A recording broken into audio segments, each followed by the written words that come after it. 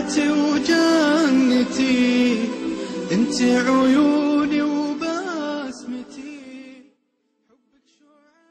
Мухаммаде ва аля алихи ва асхабихи аджмаин. Сегодняшней проповеди я хочу рассказать насчет разводов. Очень много людей разводятся, даже сами не зная, или остаются женами, когда их махар не остается.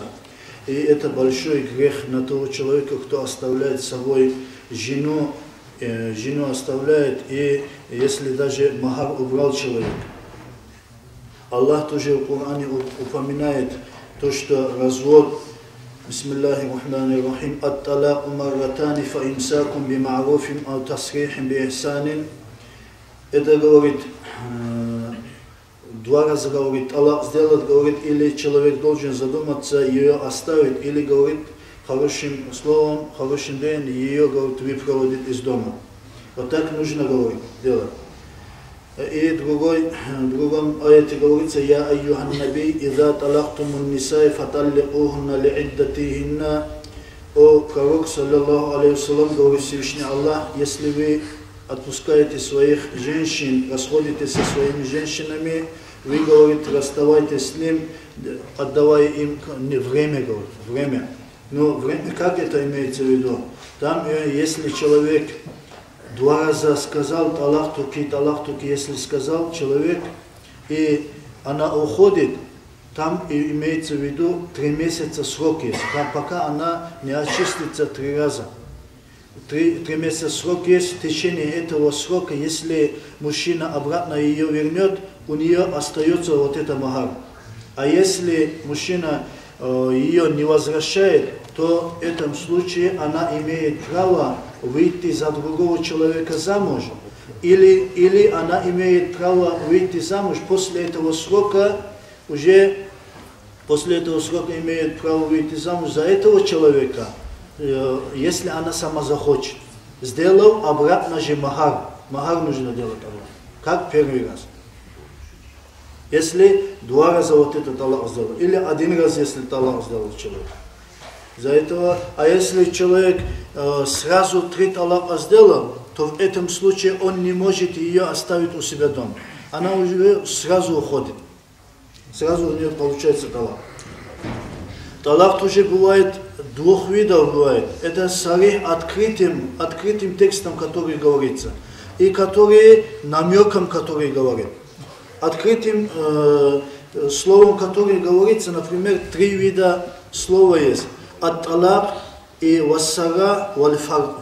Это как бы я открытый, потом я развожусь с тобой и я отделяюсь от тебя. Вот это. И то, что из них выходит, антиталикун, ты разведена. Если человек скажет 3 раза, ты разведена, если скажет, то в этом случае эта женщина уже не будет, ей женой не будет. И в этих случаях тоже, вот когда сарих идет, открытый лафз идет, там не нужно намерение у человека. Намерение, если даже не будет человека ее развести, если он скажет жене вот так, если скажет, ты разведена, то в этом случае у него, у жены уже талак получается.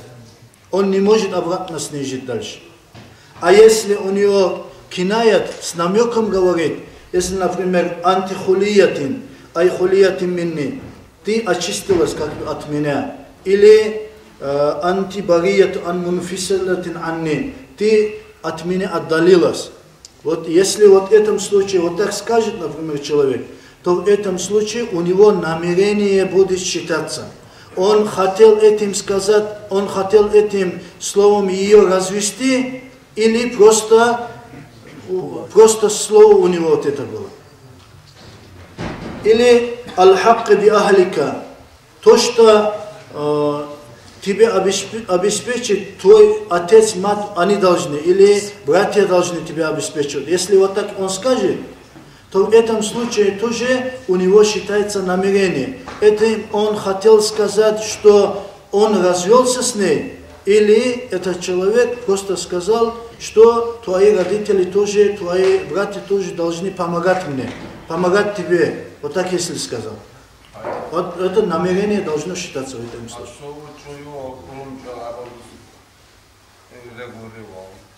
Вот этот момент тоже есть. Если был вот такой случай, недавно тоже здесь случай был,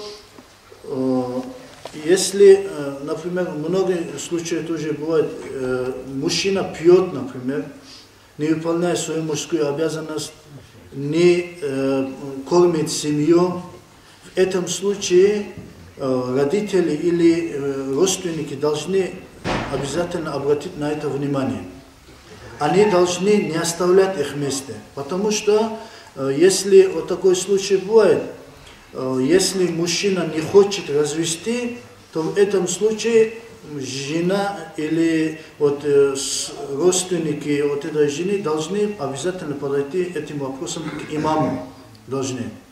Имам приглашает этого человека к себе и говорит: ты вот так оставляешь пить, будешь обеспечивать семью, потом мужскую свою обязанность будешь выполнять. Если он будет отказываться, то в этом случае имам имеет право развести их. Убрать махари их не убрать имеет право имам. А если он будет говорить, что я таубу тоже сделаю, это все буду выполнять, то в этом случае у них махар остается. И бывает, вот 10 лет мужчина уезжает, жена дома сидит со своими детьми, никакое обеспечение тоже не делает муж. В этом случае тоже махар остается у них до тех пор, пока обращается вот эта жена к имаму обращается.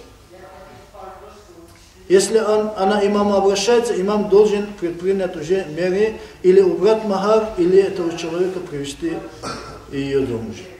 Вот такие есть очень тонкие моменты в махаре. Из-за этого надо вот эти учитывать и соблюдать по шариату, который есть сейчас. Многие даже говорят: ты разведена, если сказал человек, уже не жена получается. Ничего не будет, я на русском сказал это. Я на этом не сказал. Вот такие тоже бывают моменты. Из-за этого, даже если он открыто сказал, что ты разведена или ты не моя жена, если даже он открыто сказал, то в этом случае у него махар уходит. На русском, хоть на даргинском, если даже сказать. Из-за этого на русском тоже, если на русском сказал, даже уходит, разницы никакой нет. Из-за этого вот в этих моментах надо быть осторожнее, потому что если вы хотите, чтобы сожительница не жила с вами, а настоящая жена жила, из-за этого надо моменты учитывать. Ассаламу алейкум ва рахматуллахи та'ала.